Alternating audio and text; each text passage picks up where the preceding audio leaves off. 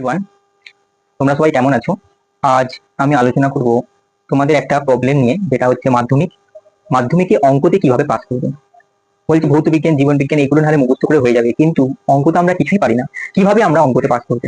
দেখো, আজকে তোমরা অঙ্ক জানো না, বীজগণিত জানো না, তাও তোমরা অঙ্কতে মাধ্যমিকে পাস করতে পারবে, আমি সেটা আশ্বাস দিচ্ছি।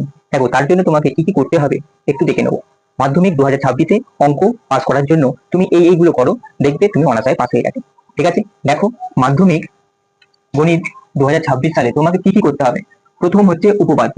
উপপাদ্য তোমাকে করতে হবে। দেখো, 32 নম্বর উপপাদ্য, পেজ নাম্বার কত? 59। 33 নম্বর উপপাদ্য, পেজ নাম্বার 60। 34 নম্বর উপপাদ্য, পেজ নাম্বার 123। 35 নম্বর উপপাদ্য, পেজ নাম্বার 129। 40 নম্বর উপপাদ্য, পেজ নাম্বার 208। 41 নম্বর উপপাদ্য, তাহলে হচ্ছে পেজ নাম্বার 211। 42 নম্বর উপপাদ্য, পেজ নাম্বার হচ্ছে 215। 48 নম্বর উপপাদ্য, পেজ নাম্বার হচ্ছে 255। এর মধ্যে মোস্ট ইম্পর্টেন্ট তিনটে উপপাদ্য যেটা তোমরা প্রথমে রেডি করবে, সেটা কি কি? পেজ নাম্বার 123-এর 34-এর উপপাদ্যটা, তারপর পেজ নাম্বার 215-র 42-এর উপপাদ্যটা তারপর রেডি করবে।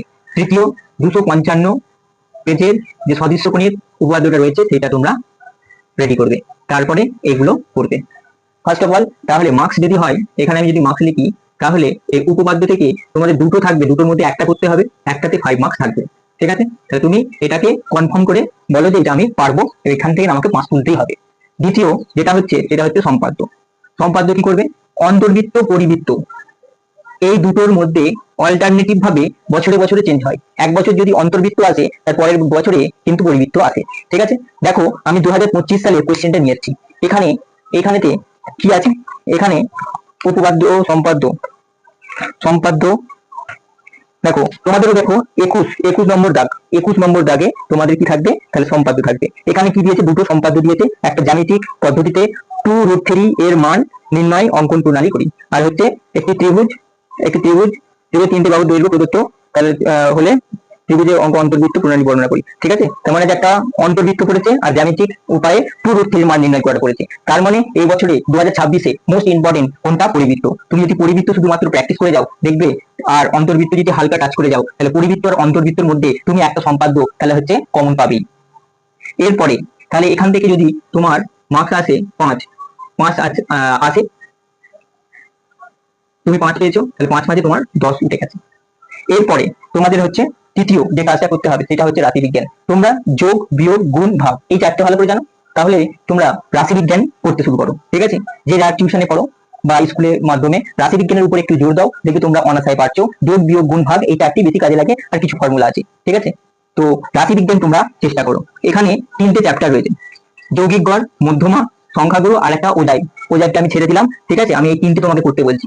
এই 3টে ভালো করে যতগুলো টেক্সট বইয়ের মধ্যে যত অঙ্কগুলো আছে সমস্ত অঙ্কগুলোকে তুমি সলভ করো। ঠিক আছে, কনফিডেন্স বাড়বে। এখান থেকে দেখো, তাহলে হচ্ছে শেষ দাগ তোমাদের 15 নম্বর দাগে, 15 নম্বর দাগে কি থাকবে? রাশিবিজ্ঞান থাকবে। ঠিক আছে, 15 নম্বর দাগ নাম্বারটা মানে সর্বশেষ এখান থেকে থাকবে। কটা রাশিবিজ্ঞান থাকবে? 3টে থাকবে, তোমাকে দুটো করতে হবে। ঠিক আছে, কত মার্কস করে? তাহলে হচ্ছে 4 করে দুটো সমান 8। ঠিক আছে, এখানে 8 হলো। এরপরে কি করবে? এরপরে দেখো, পাটিগণিত। পাটিগণিতের চ্যাপ্টার গুলো একটু সোজা, যেমন হচ্ছে সরল সুদ কষা, চক্রবৃদ্ধি সুদ, সমাহার বৃদ্ধি, আর হচ্ছে অংশীদারি কারবার। এইগুলো একটুখানি প্র্যাকটিস করে যাবে। ঠিক আছে, যদি নাও করতে পারো তাহলে দেখো, তাহলে তোমরা এটা টোটাল করে দেখো কত হচ্ছে। 5 5 10 আর 8 কত? 18। 18 তোমরা লিখিত পরীক্ষা 90 এর মধ্যে 18 অলরেডি পাচ্ছ। এরপরে দেখো আরেকটা টিপস, সেটা হচ্ছে সত্য মিথ্যা। কোশ্চেন পেপারে তোমাদের দাগ নাম্বার থাকবে কত? দাগ নাম্বার থাকবে 3-এর দাগ। ঠিক আছে, 3-এর দাগে সত্য মিথ্যা। সত্য মিথ্যা 5টা করতে বলে। কেউ যদি আন্দাজে তাহলে হচ্ছে সব সত্য সব মিথ্যাও করে দেয়, তাহলে সে কি পাবে? তাহলে 2 কি 3 পাবে। তাহলে আমি এখান থেকে ক্লাস 2 করছি, তাহলে সত্য মিথ্যা থেকে টোটাল 20। ঠিক আছে, 20 তোমরা তাহলে হচ্ছে পাচ্ছ। এই 20 আর তোমাদের কত? 5 মার্ক। 5 মার্ক কি কত? 5 মার্ক হচ্ছে 25। ঠিক আছে, তাহলে 20 তুমি লিখিত পরীক্ষায় পাচ্ছ। আর তোমাদের স্কুল থেকে প্রজেক্টের মাধ্যমে যেটা নেয়, সেটা 10-এর মধ্যে অনাসায় 8 দিয়ে দেয়, তাহলে কত? 28। তাহলে 28, তাহলে তুমি অনাসায় কি হচ্ছে? তাহলে হচ্ছে পাস করে যেতে পারছো।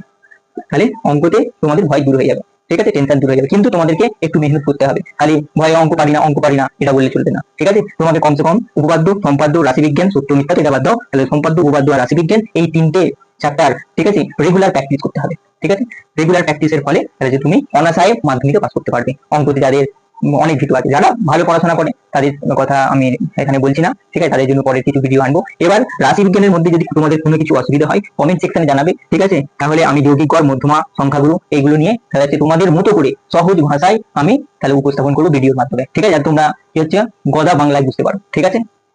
তাহলে আজকের ভিডিও এই পর্যন্ত। সবাই ভালো থাকবেন, ভালো করে প্রিপারেশন করুন।